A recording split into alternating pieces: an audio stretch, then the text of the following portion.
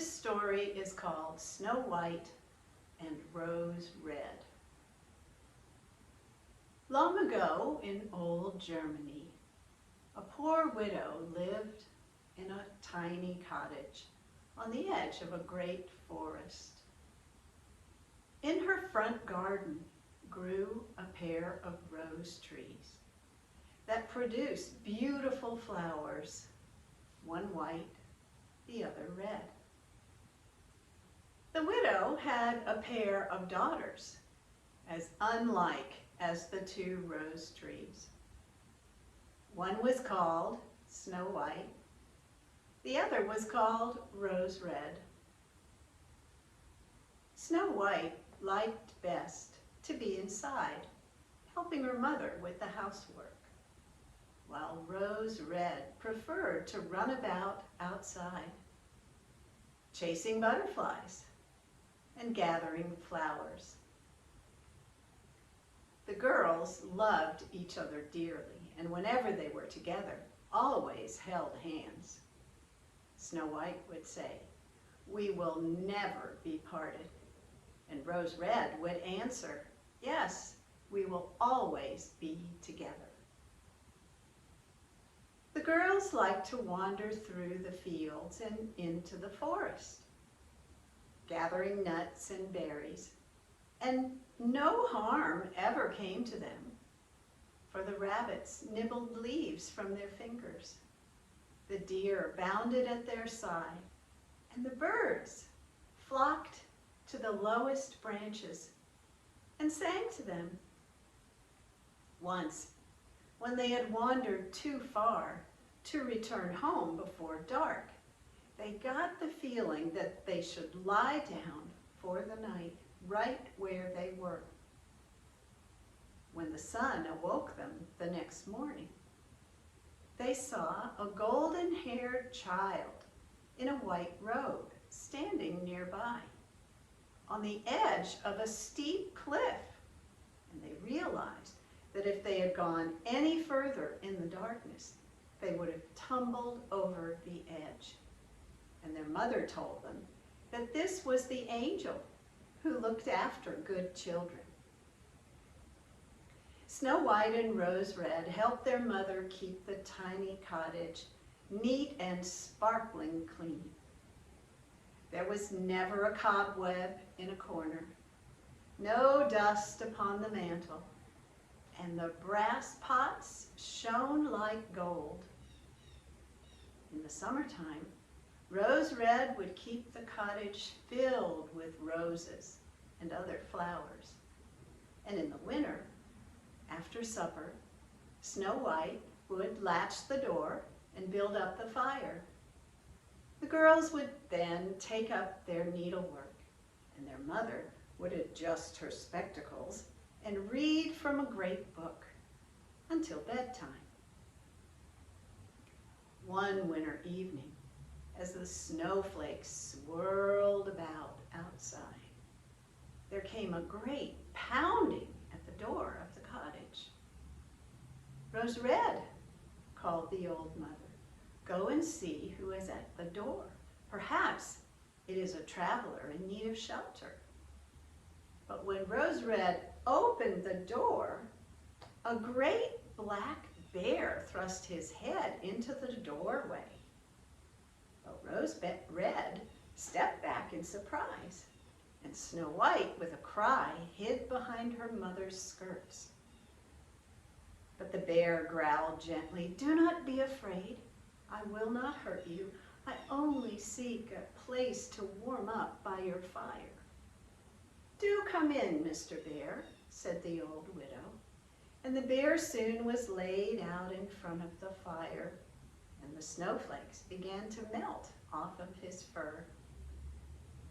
The girls soon returned to their places, for they could see that the bear meant them no harm. At bedtime, the old widow said, "Dear Mr. Bear, you may spend the night here, and we will let you out in the morning." All that winter, the girls never latched the door until their great black friend had arrived for the evening. And then Snow White would take the broom and she would sweep the snow from his fur as he lay before the fire.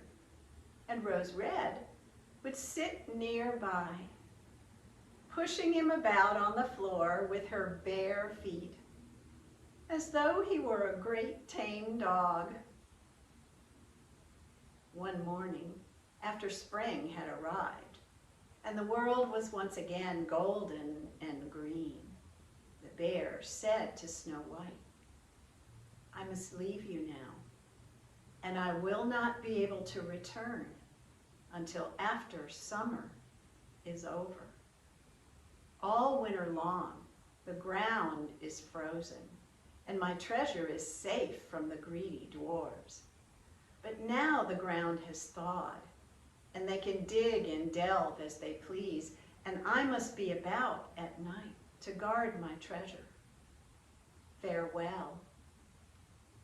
As the bear went out the door, a piece of his fur caught in the latch and tore away. And Snow White thought she saw a flash of gold underneath. Sadly, she watched as the bear lumbered over the green grass and returned to the forest. The girls did not see him again. Sometime later, the girls went out to the forest to gather firewood for their mother's cook stove. They came to a place where a great tree had been felled. Something was jumping about on the flat stump. And as they came closer, they saw that it was a dwarf with a wizened face and a long white beard that had somehow gotten caught in a crack in the stump. "What are you about, little man?" asked Snow White. "You goose," grumbled the dwarf. "I was pounding my wedge into the stump to gather that little bit of firewood that I need to cook my small amount of food, when the wedge slipped. And as you see, the stump has caught my beautiful beard." "Well, we will go for help," said Rose Red. "No, no, you cannot help me," grumbled the dwarf. "You are already too many." But Snow White and Rose Red began to work to free the beard, but they could not. And so, out of her pocket, Snow White drew a tiny pair of sewing scissors, and clip, clip, clip, she snipped just the tip off the beard. "What have you done? You have cut the end off my beautiful beard," cried the dwarf. And with that, he pulled a sack of gold coins from among the roots of the tree and hurried away. A few days later, the girls went down to the river to catch some fish. As they drew closer to the shore, they saw that there was something leaping about up and down the riverbank like a giant insect. But when they got there, they saw that it was the dwarf, who had hooked a fish almost as big as he was. And in trying to pull it ashore, the fishing line had become wrapped around his long beard, and now the fish was trying to pull the dwarf into the river. Well, Rose Red grabbed the dwarf, and Snow White tried to unwrap the line. But the beard was hopelessly entangled, and so once again, she drew out her scissors, and clip, clip, clip, she clipped another length of beard.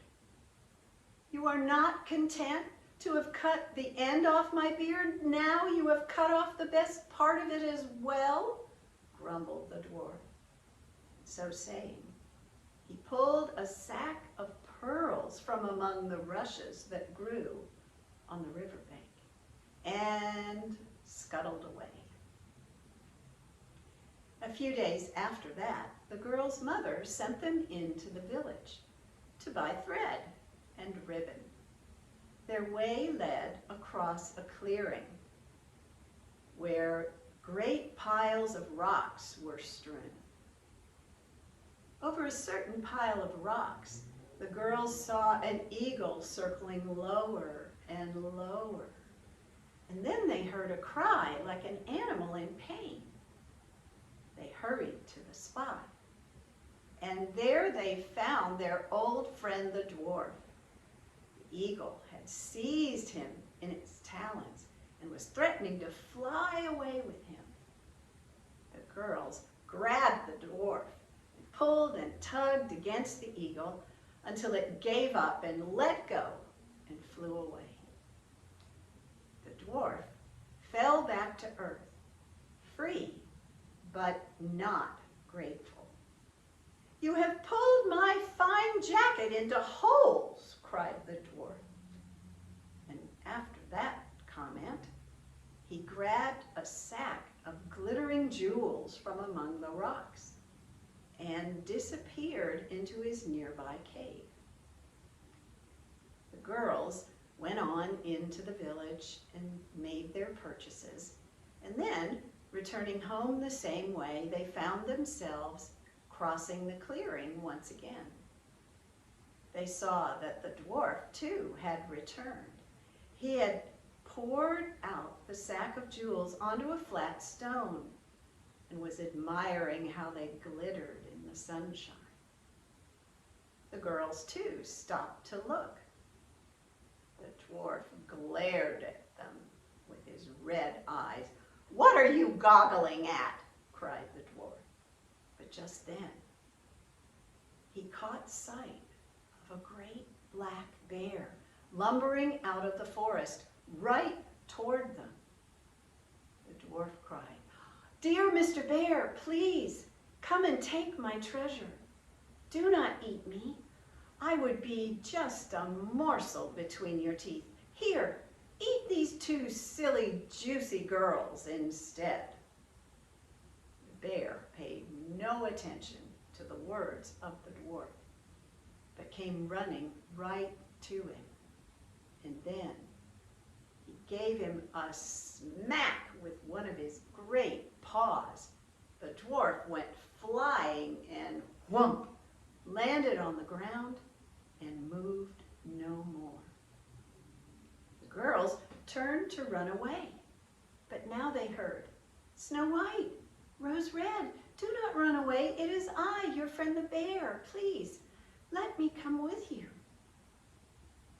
The girls turned back in time to see his bear skin fall away.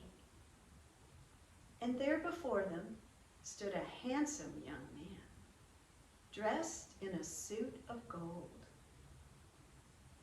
"I was the bear you befriended," said the young man.